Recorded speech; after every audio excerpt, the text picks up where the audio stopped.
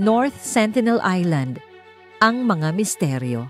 May mga tanong tungkol sa North Sentinel Island na hanggang na ngayon walang sagot. Kasi kahit siyentista, wala pang nakapasok sa loob ng isla. Ilang tao ba talaga ang nakatira doon? May nagsasabing 50, may nagsasabing 200, pero walang nakakita ng malapitan. Paano sila nabuhay ng 60,000 taon nang walang contact?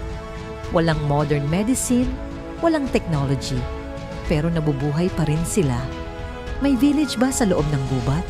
Makikita lang ang kapal ng puno, pero walang malinaw na struktura. Ano ang wika nila? Walang nare-record, walang naiintindihan. Isang buong lingguwaheng nawawala sa mundo. Bakit sobrang agresibo? Ano ang nangyari sa kanila dati? May trauma ba o may tinatago silang sikreto? At ang pinakakakaiba, bakit ayaw nilang makita ng ibang tao ang loob ng isla? May nagsasabing may sacred grounds, may nagsasabing may sinaunang artifact, at may nagsasabing may mga kwento tungkol sa mga nilalang sa gubat. Hanggang din ngayon, walang nakakapasok, walang nakakakita, walang nakakaalam.